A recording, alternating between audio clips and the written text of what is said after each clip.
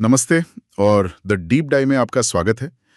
Snacks और नमकीन की दुनिया में एक नियम लगभग पत्थर की लकीर माना जाता है। 80-20 रूल। बिल्कुल, 80% बिक्री सिर्फ 20% प्रोडक्ट से आती है और ज़्यादातर सेल्स टीमें इसे एक सच्चाई मानकर ही चलती हैं। मतलब वो बस गिने चुने तेजी से बिकने वाले आइटम्स पर ही फोकस करते हैं। हाँ, और इसका नतीजा क्या होता है?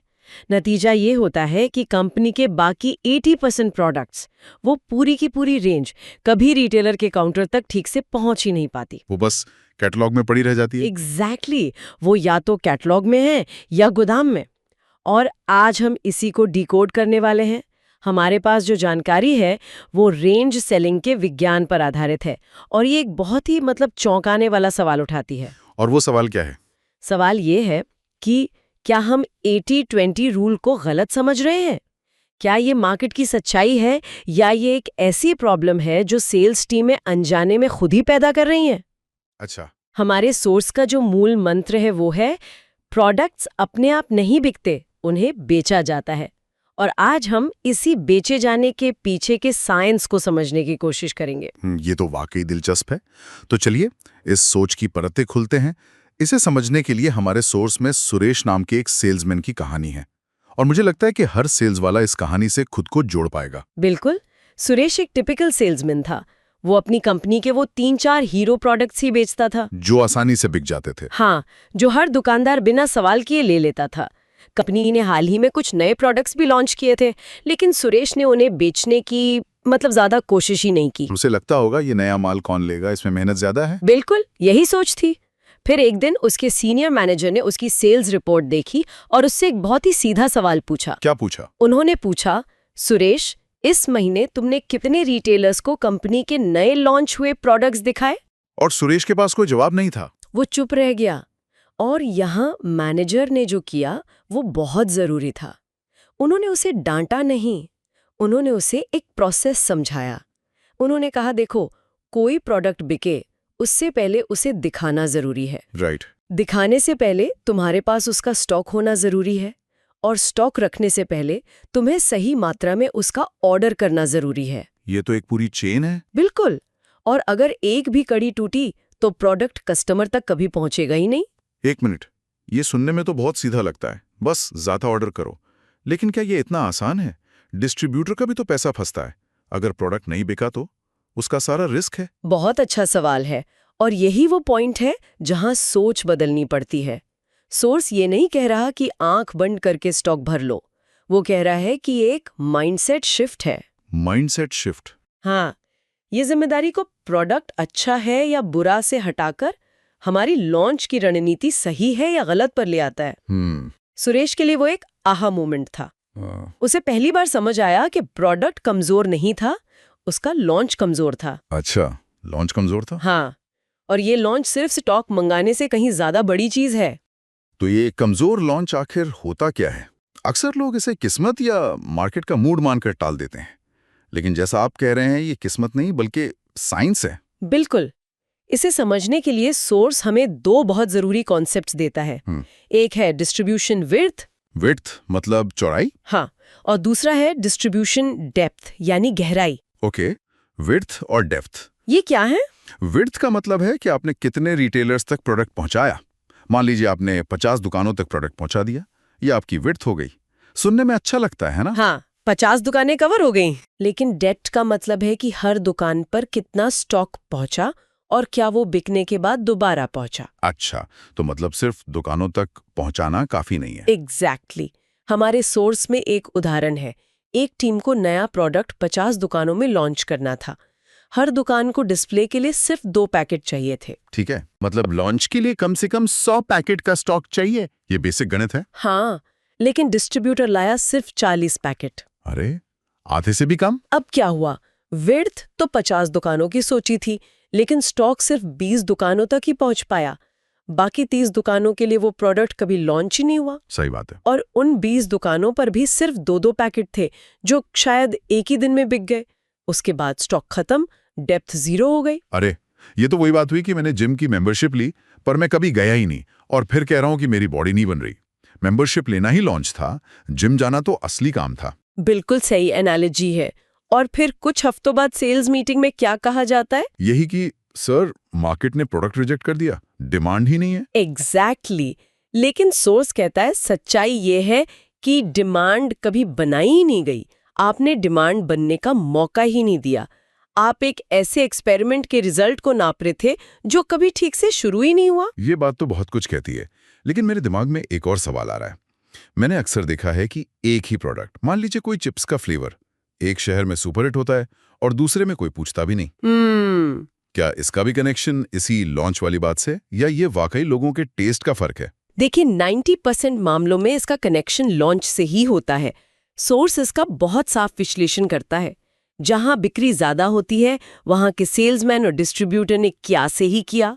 उन्होंने विड्थ और डेप्थ दोनों पर काम किया। अच्छा। उन्होंने ज्यादा रिटेलर्स तक प्रोडक्ट पहुंचाया, मतलब हाई विड्थ। हाँ। और उन्होंने सही मात्रा में बार बार ऑर्डर किया जिससे स्टॉक कभी खत्म ना हो, यानी हाई डेप्थ। ओके। नतीजा, ज्यादा ग्राहकों ने उसे देखा, खरीदा और रिपीट ऑर्डर आए। और जहां वो फ्लॉप हुआ वहां इसका ठीक उल्टा हुआ होगा। बिल्कुल, वहां पर कहानी क्या थी?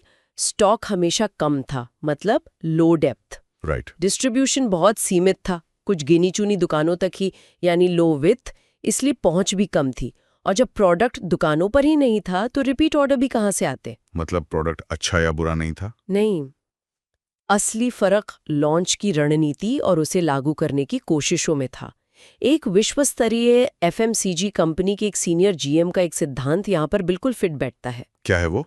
वो कहते हैं, अगर आप किसी प्रोडक्ट को खत्म करना चाहते हैं तो उसे अपर्याप्त स्टॉक और अपर्याप्त तैयारी के साथ लॉन्च कर दें। वाह, मतलब एक खराब लॉन्च असल में प्रोडक्ट को जानबूझकर फेल करने का तरीका भी हो सकता है।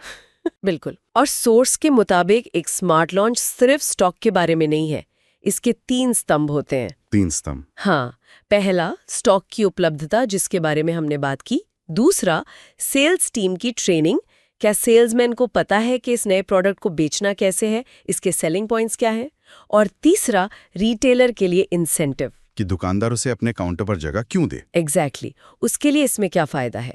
जब ये तीनों चीजें मिलती हैं तब एक लॉन्च सफल होता है। ठीक है, तो ये सब नए प्रोडक्ट के लॉन्च के लिए तो समझ आता है, लेकिन हमारी चर्चा तो उन 80% मौजूदा प्रोडक्ट से शुरू हुई थी जो बस कैटलॉग में है। क्या उन पे भी लॉन्च का यही लॉजिक लगाया जा सकता है?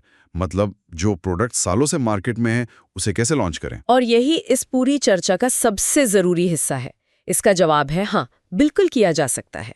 सोर्स इसे रीलॉन्च या रिवाइटलाइजेशन कहता है। रीलॉन्च? हाँ, आप अपने कैटलॉग के उन भूले बिसरे 80% प्रोडक्ट्स को देखिए, उन्हें एक नए प्रोडक्ट की तरह ट्रीट कीजिए। मतलब कैसे? मान लीजिए आपकी कंपनी 20 तरह के नमकीन बनाती है पर बिकते सिर्फ 4 हैं।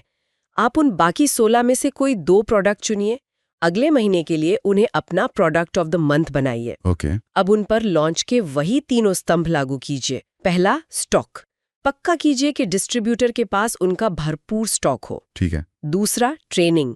अपनी सेल्स टीम को इन 2 प्रोडक्ट्स के बारे में दोबारा ट्रेनिंग दीजिए, उनकी खासियत क्या है। और तीसरा, इंसेंटिव। रिटेलर्स को एक छोटा सा ऑफर दीजिए, सर इस महीने हमारे ये 2 प्रोडक्ट रखने पर आपको एक्स्ट्रा मार्जिन मिलेगा। तो मतलब जो प्रोडक्ट सालों से नहीं बिका वो अचानक बिकने लगेगा? बिल्कुल, आप हैरान रह जाएंगे क्योंकि उसे पहली बार बिकने का सही मौका दिया गया है। ये तो गेम चेंजर हो सकता है। इसका मतलब अगला हीरो प्रोडक्ट बनाने के लिए हमें किसी नई फैक्ट्री या नई रेसिपी की जरूरत नहीं है, वो शायद पहले से ही हमारे गोदाम में बैठा है, बस अपने सही रीलॉन्च का इंतजार कर रहा है। वाह। और ये हमें हीरो प्रोडक्ट्स के सच पर लाता है। आज जो प्रोडक्ट आपका हीरो है वो हीरो बना कैसे? क्या उसमें कोई जादू था? नहीं। तो फिर कैसे? सोर्स के मुताबिक वो आज हीरो इसलिए है क्योंकि अतीत में जब वो नया था तब उसके साथ सही प्रक्रिया अपनाई गई थी। उसे ज्यादा मात्रा में ऑर्डर किया गया, ज्यादा रिटेलर्स को दिया गया और उसे ठीक से लॉन्च किया गया था। मतलब आज के हीरो प्रोडक्ट्स इस बात का जिंदा सबूत हैं कि सही लॉन्च किसी भी अच्छे प्रोडक्ट के लिए काम कर सकता है। बिल्कुल, ये किस्मत नहीं, प्रक्रिया का नतीजा है। इस पूरी बात को और बेहतर ढंग से समझने के लिए सोर्स में जो माता पिता और बच्चे का उदाहरण है, मुझे लगता है कि एक बिजनेस एनालॉजी यहाँ ज्यादा फिट बैठेगी। इसे एक मूवी स्टूडियो की तरह सोचिए। एक स्टूडियो 10 फिल्में बनाता है, लेकिन वो अपना सारा मार्केटिंग का बजट और ज्यादातर सिनेमा स्क्रीन सिर्फ 2 बड़ी फिल्मों को देता है, जो बड़े स्टार्स की होती हैं। हाँ, और बाकी 8 फिल्मों को सुबह के शो में या छोटे शहरों के 1-2 थिएटर में रिलीज कर दिया जाता है। अब जब वो 8 फिल्में फ्लॉप होती हैं तो क्या हम कहेंगे कि उनकी कहानी खराब थी? नहीं, हम कहेंगे कि उन्हें मौका ही नहीं मिला। या सच ये है कि उन्हें दर्शकों तक पहुंचने का मौका ही ठीक से नहीं दिया गया। वाह, ये एकदम सटीक उदाहरण है। वो 80% प्रोडक्ट्स वही फिल्में हैं जिन्हें सही रिलीज ही नहीं मिली। एग्जैक्टली आपका कैटलॉग उन 10 फिल्मों की तरह है और सेल्समैन वो डिस्ट्रीब्यूटर है जो ये तय करता है कि कौन सी फिल्म मल्टीप्लेक्स में लगेगी और कौन सी गुमनामी में खो जाएगी। प्रोडक्ट कमजोर नहीं है, उसकी रिलीज यानी लॉन्च कमजोर है। तो इन सब बातों का मतलब क्या निकलता है? हमने सुरेश की कहानी से लेकर मूवी स्टूडियो की एनालॉजी तक जो भी चर्चा की, उसका सार यह है कि कोई भी प्रोडक्ट अपने आप नहीं चलता। नहीं चलता। उसे चलाने के लिए एक सिस्टम, एक प्रक्रिया की जरूरत होती है। जैसा कि सोस कहता है, प्रोडक्ट्स अपने आप नहीं चलते, उन्हें चलाया जाता है। और ये सफर एक स्मार्ट और पूरी तैयारी के साथ किए गए लॉन्च से ही शुरू होता है, चाहे वो नया प्रोडक्ट हो या पुराना। बिल्कुल, आधी अधूरी तैयारी के साथ किया गया लॉन्च एक दौड़ शुरू होने से पहले ही हार मान लेने जैसा है। और अंत में बिक्री का वो सबसे महत्वपूर्ण फॉर्मूला जिसे हर सेल्समैन को अपने दिमाग में बैठा लेना चाहिए। और वो फॉर्मूला है ज्यादा प्रोडक्ट्स, ज्यादा सेल्स, ज्यादा प्रॉफिट। बिल्कुल, जो सेल्समैन अपनी पूरी रेंज, अपना पूरा कैटलॉग लेकर चलता है, वो अपनी कमाई को सिर्फ 20% प्रोडक्ट्स तक सीमित नहीं रखता, वो पूरी दुकान से कमाई करता है। और जाते जाते सेल्स की दुनिया में काम करने वाले हर व्यक्ति के लिए एक आखिरी लाइन जो इस पूरी चर्चा का निचोड़ है, जितना बेहतर लॉन्च उतनी बेहतर सेल। तो यहाँ एक विचार है जिस पर गौर किया जा सकता है। ये चर्चा नए प्रोडक्ट्स के लॉन्च और पुराने प्रोडक्ट्स के रीलॉन्च पर केंद्रित थी। तो सेल्स की दुनिया से जुड़े हमारे लिसनर्स के लिए सोचने वाली बात यह है, आपके कैटलॉग या गोदाम में वो कौन सा प्रोडक्ट है जो बस एक स्मार्ट रीलॉन्च से आपका अगला बेस्टसेलर बन सकता है? क्या पता आपका अगला हीरो प्रोडक्ट पहले से ही आपकी टीम में हो, बस मैदान में उतारे जाने का इंतजार कर रहा हो।